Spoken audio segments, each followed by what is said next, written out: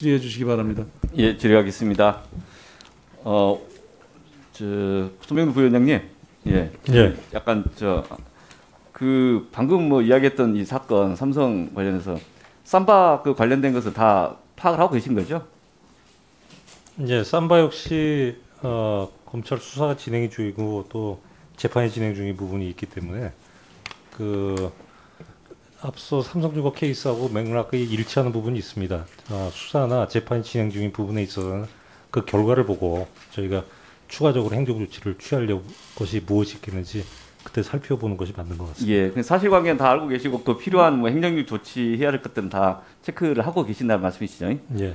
이 오전에 제가 질의했던 거 연장해서 그 아까 이제 부위원장님 말씀하신 것 중에서 이제 의결 관련된 형사 사건에 대해서 공개하고 있다는데 제가 그 보니까 이런 식의 보도 자료를 공개하는 것 같아요. 그런데 이런 보도 자료가 의결서 공개하고는 동일시할 수는 없다. 그래서 기본적으로 침해적 행정행위를 하는 경우에 이제 국민의 입장에서 자신이 다툴 수 있는 근거를 좀 정리해서 알려줄 필요가 있다.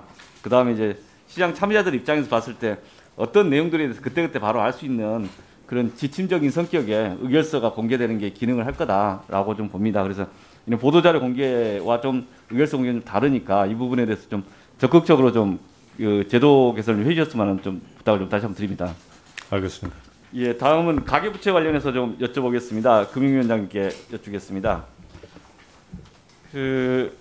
위원장님 지금 이제 우리나라 가계부채 이야기 많이 합니다. 예. 제가 좀 저들 팀에서 좀 자료를 보니까 부채가 국가의 부채, 기업의 부채, 가계의 부채 이렇게 나눠 보면은 이제 이 국가 부채는 특히 먼저 종래 IMF 때는 기업 부채가 문제됐는데 지금 기업 부채 이야기는 하지 않고 오히려 기업이 보유하고 있는 현금이 많다 어떻게 쓸 거냐 문제 이슈가 있는 것 같고 그래서 최근에 논의되는 것은 정부 부채, 가계 부채 이야기하는 것 같습니다. 근데 저희가 이제 자료를 보니까 지난 2007년 이후에 정부 부채 비율은 우리나라는 상대적으로 안정적이다. 기재부에서 그런 말씀하시고 지금 전체적인 데이터가 그래서 정부 부채를 우리가 고민할 상황은 아니다. 오히려 더 확장적인 해도 된다. 이렇게 이해가 됩니다. 그래서 이제 다음 부분에 이제 가계부채를 보니까 가계부채는 특히 2007년 8년도에 미국의 그 리먼브러스 사태 이후에 그때 이제 미국이나 영국에서는 이슈가 됐고 그것에 대한 대책들이 많이 나왔었습니다.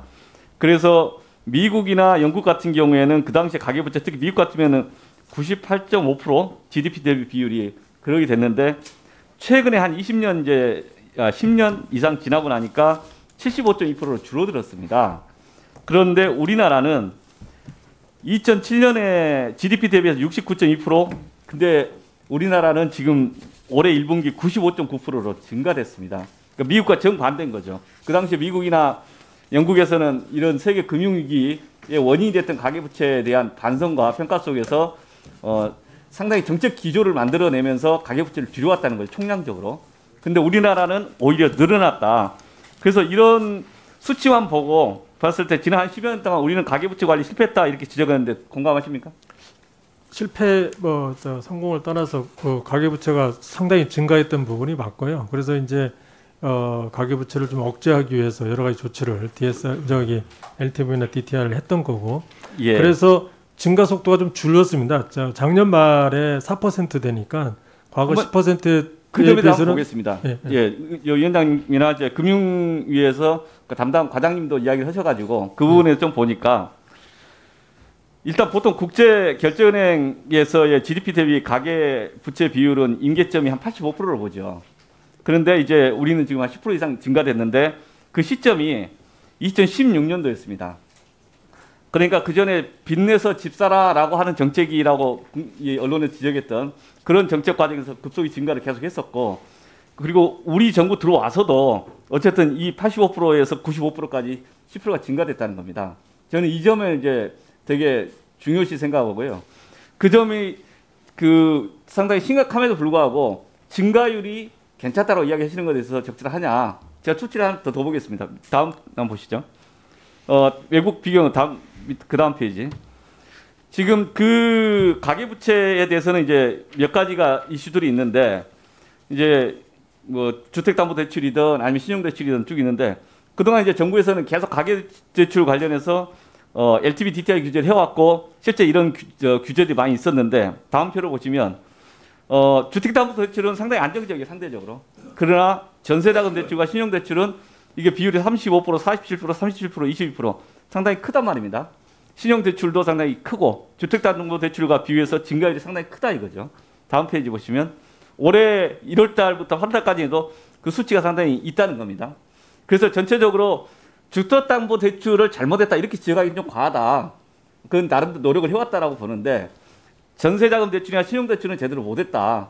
이 점이 그동안 누적돼가지고 결과적으로 85%에서 95%까지 확대되었다. 그리고 그럼에도 불구하고 금융위원회에서는 증가율이 안정적으로 관리되고 있다라고 말씀을 많이 하십니다. 근데 그건 좀 너무 안이한 대책 아닌가요? 인식 자체가? 근데 이제 딱 줄여버리면은 쉽죠. 그렇지만 다 또 전세자금 대출이라는 것도 다 서민들인데 목표를 위해서 줄여버리면 또 그 주름살이 또 서민들한테 나기 때문에 저희가 생각했던 건 연착륙이라고 생각해서 10%를 7%, 5%, 4% 이렇게 쭉 연도별로 낮춰가는 걸 연착륙을 생각했던 거에서 조금 안정적이다 말씀드렸던 거고요.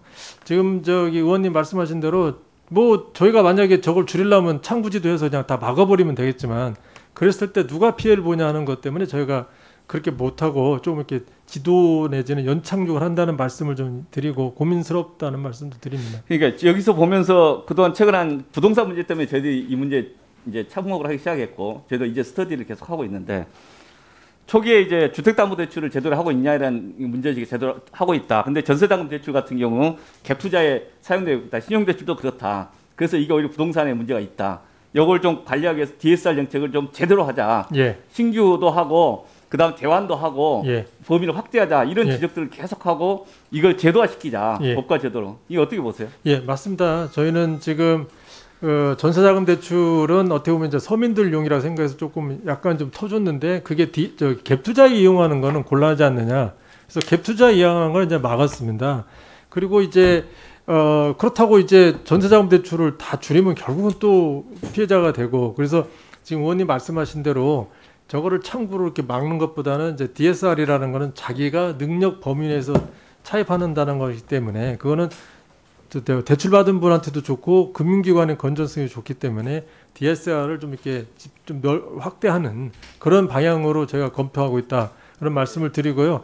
하여간 가계대출에 대해서 좋은 말씀 해주셨고 저희도 참 이게 줄여야 된다는 당위성과 또 돈을 달라는 현실성 이 두 사이에서 좀 고민스러운데 의원님이 말씀하신 취지대로 잘 염두에 두고 가계대출이 연착륙할 수 있도록 그 안전 관리하는 게 그래서 최선을 다하겠다는 말씀을 드리겠습니다. 대출 대환권 발행 같은 경우도 그런 경우에도 이게 DSR로 적용하면 많이 대환이 좀 중립될 것도 있는데 네. 그런 것을 방치하고 있는 거 아닌가? 이제 고민이 이게 지금 정상적인 상황 같으면 이제 그런 걸 다 하면 좋은데 코로나 때문에 다 어렵다고 그러는데 이분이 코로나 때문에 어려운 분인지 아니면 정상적인지를 참 구별하기가 어려우니까 지금 저희가 만기 연장을 이렇게 일괄적으로 했단 말이에요. 그래서 조금 지금 상황이 그거를 관리하기 좀 어렵고 힘든 부분이 있는데 이제 코로나가 이제 다 종료화되고 정상화가 되면은 이제 의원이 말씀하신 대로 이렇게 만기 연장이든지 대환하든지 그럴 때 새로운 기준을 적용해서 연착륙이 될 수 있도록 그렇게 최선을 다하고 미리미리 준비하도록 하겠습니다. 예. 예, 오기영 의원님 수고하셨습니다. 다음 질의는 존경하는 유동수 위원님 해주시기 바랍니다.